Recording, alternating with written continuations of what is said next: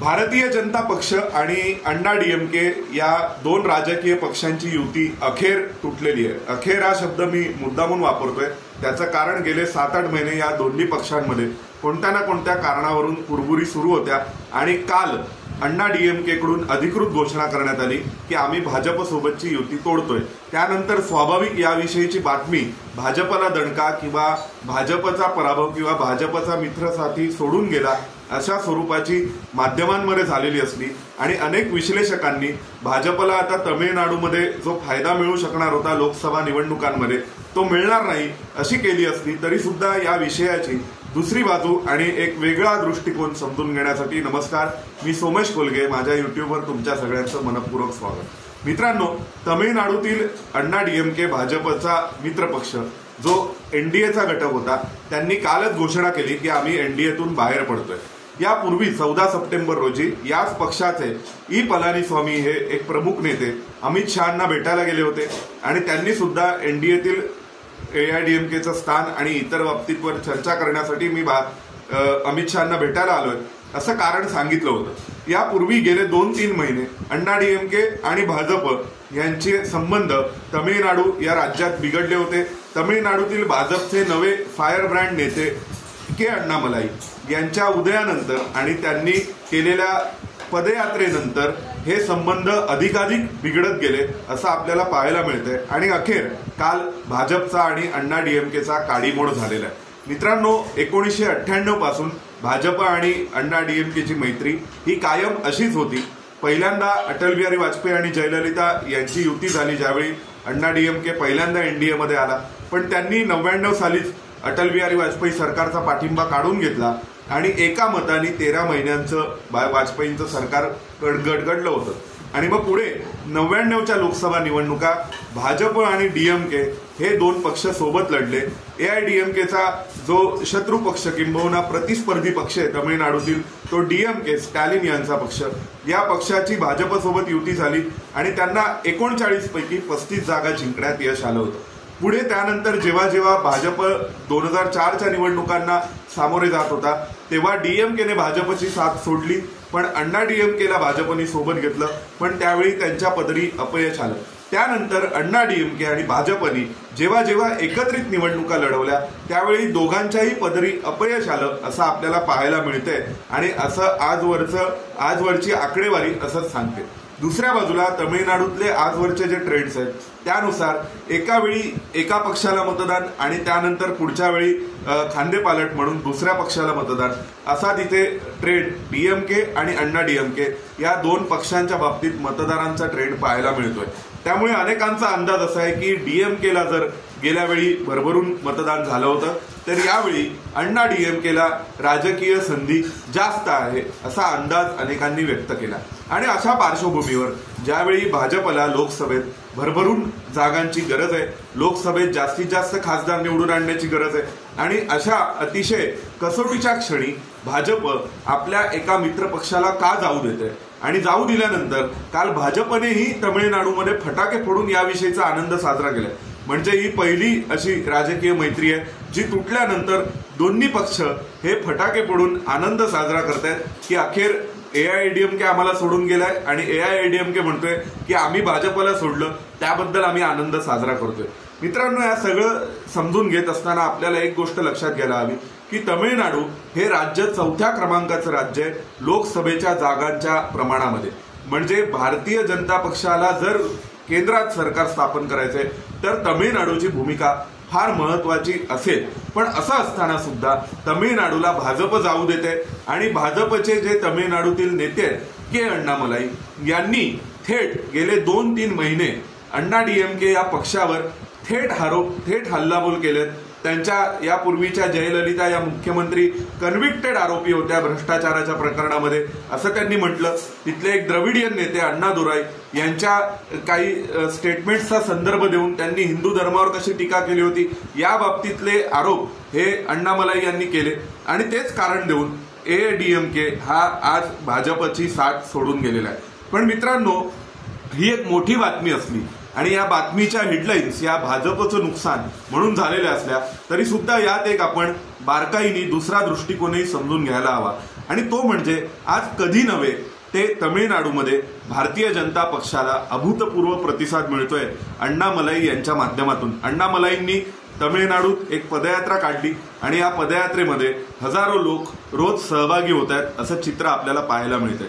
खरं तर अण्णामलाईंच्या पदयात्रेनंतरच, अण्णामलाईंनी पदयात्रा काढल्यानंतरच अण्णा डीएमके आणि अण्णामलाई किंबहुना भाजप यांच्यातील संबंधांमध्ये तणाव वाढत गेला आणि अखेर काल त्या सगळ्याचा परिणाम म्हणून आपल्याला एक काडीमोड अधिकृत घोषणा पाहायला मिळाली। पण एडीएमके सोडून जाणार हे जवळपास स्पष्ट झालं होतं। मग जर भाजपला त्यांची गरज आहे तर भाजपची यावर प्रतिक्रिया काय?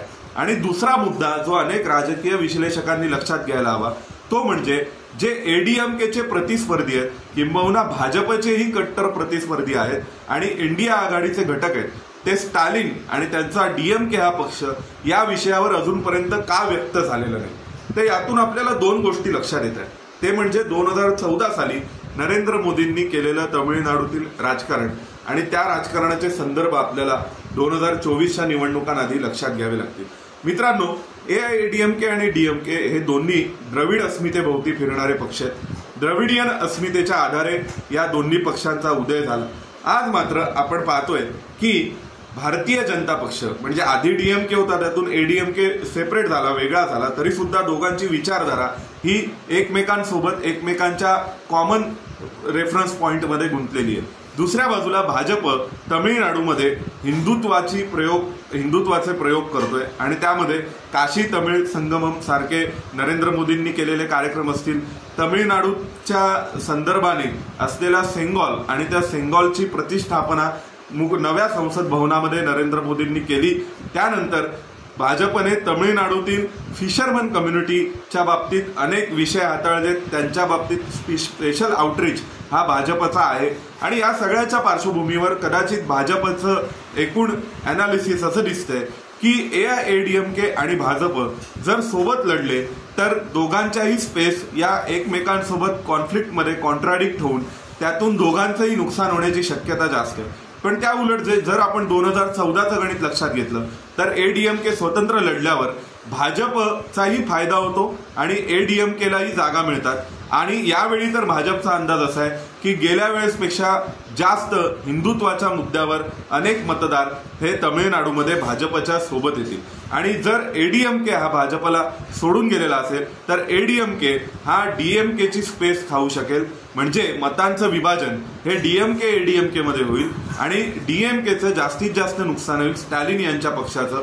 जो पक्ष सध्या काँग्रेस सोबत आहे आणि इंडिया आघाडीमध्ये सहभागी झालेला आहे। त्यामुळे कालपासून या मुद्द्यावर डीएमकेची प्रतिक्रिया आलेली नाही, म्हणजे या मुद्द्यावर पृथ्वीराज चव्हाण बोलले, महाराष्ट्रातील अंबादास दानवेंनी या विषयावरती वक्तव्य केले की भाजप आणि एडीएमकेची युती तुटली, पण डीएमके जो प्रतिस्पर्धी आहे त्यांनी खरं तर आनंदून जायला हवं आणि त्यांनी सेलिब्रेट केलं पाहिजे, पण त्यांच्याकडून याविषयी कोणतंच विधान केलं जात नाही। म्हणजे मित्रांनो, इथे खरी गंमत आहे ती अशी की या सगळ्या प्रकरणामधून सर्वाधिक टेन्शनमध्ये आलेला पक्ष हा डीएमके आहे का स्टॅलिन आहे का हा प्रश्न आहे।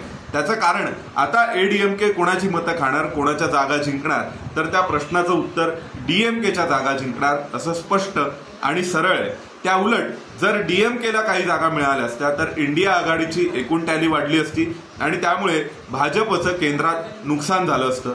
म्हणून कदाचित, कारण ज्या प्रकारे भाजपसारखा पक्ष काम करतो तर अनेक माध्यमांमध्ये अण्णामलाईंची विधानं, अण्णामलाईंचे स्टेटमेंट्स ज्या प्रकारे कोट केले गेले किंवा ज्या प्रकारे त्याविषयीची प्रसिद्धी झाली आणि त्यानंतर वेगवेगळे वाद उभे राहिले, त्यातून आपल्याला एक जाणवते की भाजपमध्ये अशा गोष्टी उत्स्फूर्तपणे होत असल्या तरी सुद्धा किंवा उत्स्फूर्तपणे दाखवल्या जात असल्या तरी सुद्धा त्या उत्स्फूर्तपणे घडवलेल्या असतात किंवा उत्स्फूर्तपणे झालेल्या असतात असं नाहीये। त्या सगळ्या घटनांमागे एक प्री प्लॅन स्ट्रॅटेजी असते, जे आपण 2014 नंतरही पाहिलं की जेव्हा शिवसेना भाजपची युती तोडायची होती त्यावेळी सुरुवातीपासून हळूहळू याविषयीची वातावरण निर्मिती ही योजनाबद्ध पद्धतीने भाजपनीच भाजपच्या नेत्यांना काही सांगून अशा प्रकारची विधानं करून त्याविषयीची एक वातावरण निर्मिती तयार केली होती आणि त्या वातावरण निर्मितीतूनच पुढे भाजप आणि शिवसेनेची युती तुटली। अण्णामलाईंनी ज्या प्रकारची विधानं केली आहेत, अण्णामलाईंनी ज्या प्रकारचे स्टेटमेंट्स केले, ते विदाऊट सेंट्रलच्या अप्रुव्हल शिवाय केलेत असं समजण्याचं काही कारण नाही। भाजपलाही हे माहिती आहे की तमिळनाडूमध्ये आपल्याला एडीएमकेला सोबत घेऊन धड हिंदुत्वाची स्पेस किंबहुना एडीएमके आणि डीएमके या दोन प्रमुख राजकीय पक्षांच्या परव्ह्यूतून किंवा त्यांच्या आउटरीच पासून लांब राहिलेला जो एक नवा मतदार आहे त्या मतदाराला सोबत घेऊन आपल्याला निवडणुका लढणं अवघड आहे। त्यामुळे एडीएमकेला सोडून स्पष्टपणे विरोधी पक्षाच्या भूमिकेत जाऊन भाजप आता निवडणूक लढण्याच्या तयारीत आहे असं आपल्याला दिसतंय। आणि दुसऱ्या बाजूला एडीएमकेलाही मोकळं सोडून त्यांनी त्यांच्या द्रविडियन अस्मितेचं राजकारण करावं, त्यांनी तमिळ अस्मितेचं राजकारण करावं आणि त्या अस्मितेच्या राजकारणाच्या आधारे डीएमके आणि एडीएमके या दोन पक्षांमध्ये थेट लढत व्हावी आणि तिसऱ्या बाजूला भाजप हा स्वतंत्रपणे आपली जी नवी स्पेस तयार केलेली आहे, जी हिंदुत्वाची आहे, जी राष्ट्रीय विचारांची आहे, त्या स्पेसवरील मतदाराला आपल्याजवळ ओढण्याचा प्रयत्न करणार असं हे गणित दिसतंय। आणि म्हणून जे आपल्याला कळतं की उद्धव ठाकरेंसारखी व्यक्ती ज्यावेळी भाजपसोबत यायला कुरबुरी करत होती 2019च्या निवडणुकांआधी, त्यावेळी अमित शहा स्वतः मातोश्रीवर गेले, त्यांनी सगळ्या प्रकारचे प्रयत्न केले पण उद्धव ठाकरेंसोबतची युती टिकवली होती। ज्यावेळी भाजपच्या लक्षात येतं की एनडीएमध्ये आपल्याला एखादा घटक पक्ष हवाय तर तो मिळवण्यासाठी त्या घटक पक्षाला एनडीएत सामील करून घेण्यासाठी भाजपचं केंद्रीय नेतृत्व सगळ्या प्रकारचे प्रयत्न करतं। आणि दुसऱ्या बाजूला इथे तर एडीएमके आणि भाजपमध्ये सतत संवाद होता। म्हणजे जयललितांच्या मृत्यू पश्चात ज्यावेळी एडीएमके मध्ये तुकडे तुकडे होण्याची वेळ आली होती पक्षाचे, तेव्हा तो पक्ष वाचवण्यातही भाजपने मोठी भूमिका बजावली आणि त्या पक्षाला स्थैर्य आणलं। मग आत्ताचे जे सगळे नेते ईपीएस असतील किंबहुना मुनुस्वामी असतील ओपी या सगळ्यांना भाजपनी त्या पक्षामध्ये स्थिर केलेलं आहे किंबहुना अमित शहा आणि मोदींनी त्या पक्षात स्थिर केलंय आणि एक स्थिर कमांड पक्षाची त्यांच्या हातामध्ये ही भाजपनेच दिलेली आहे। म्हणजे एडीएमकेला जिवंत ठेवण्यात भाजपचा फार मोठा रोल आहे आणि तोच भाजप ज्या एडीएमकेला सोबत घेतलेलं असताना आता त्यांना जर एनडीएतून बाहेर पडायचं असेल तर अगदी 14 सप्टेंबरला ईपीएस आणि अमित शहा यांच्यात झालेली बैठक आणि त्यांच्या भेटी आणि त्यानंतर अचानकपणे एडीएमके कडून ही घोषणा होते।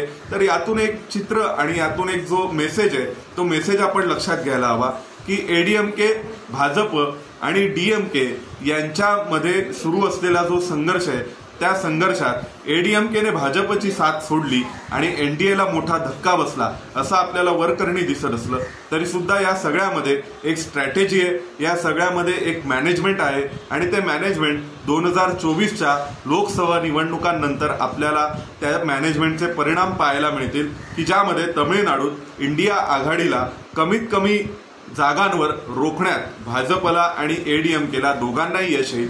दोघे आता एकमेकांचे शत्रू आहेत, शत्रू झालेले आहेत, वरकरणी शत्रू दिसत आहेत, पण या दोघांमध्ये एका स्वरूपाचं अंडरस्टँडिंग आहे का हा प्रश्न आहे। दुसऱ्या बाजूला डीएमके एडीएमकेच्या विरोधात थेट उघडपणे लढू शकणार नाही, कारण उदयनिधी स्टॅलिन यांनी ज्या प्रकारची विधानं केली होती ती सनातन धर्माबाबत असतील, ती हिंदू धर्मावर टीका करणारी असतील, त्यामुळे इंडिया आघाडी अडचणीत येते। त्यामुळे जर एडीएमके आता एनडीएतून बाहेर पडले तर डीएमकेला सुद्धा आक्रमक राजकारण करण्यासाठी इंडिया आघाडीतून बाहेर पडावं लागेल, कारण अन्यथा डीएमके इंडिया आघाडीसाठी एक प्रकारची लायबिलिटी होईल आणि इंडिया आघाडी ही डीएमके साठी लायबिलिटी होईल।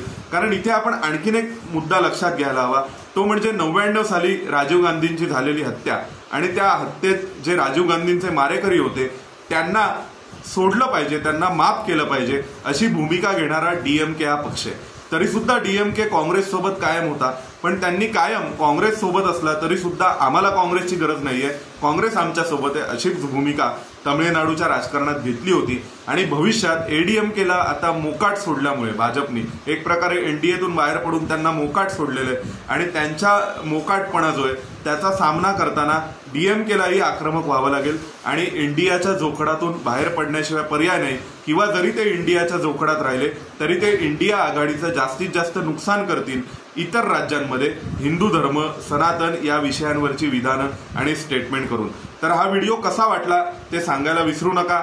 अण्णामलाईंच्या रूपाने एक नवा प्रयोग भाजप तमिळनाडूमध्ये करते, तो कितपत यशस्वी होणार हे आपल्याला 2024च्या निवडणुकांनंतरच कळेल। पण अमित शहा आणि नरेंद्र मोदींची जी भाजप आहे, जी प्रयोगशाली आहे आणि या प्रयोगशीलतेतून अनेकदा त्यांचे प्रयोग खूप यशस्वी होतात, घवघवीत यश मिळवून देतात. कधी कधी ते प्रयोग फसतात. पण आता एक नवा प्रयोग, आणि ज्याला अगदीच सोप्या भाषेत सांगायचं तर एक प्रकारे सट्टा बाजारातील जुगार ज्या प्रकारचा असतो तसा एक मोठा जुगार आपण म्हणू शकतो, किंबहुना एक मोठा प्रयोग आहे अण्णामलाईंच्या रूपाने भाजप तमिळनाडूमध्ये करते.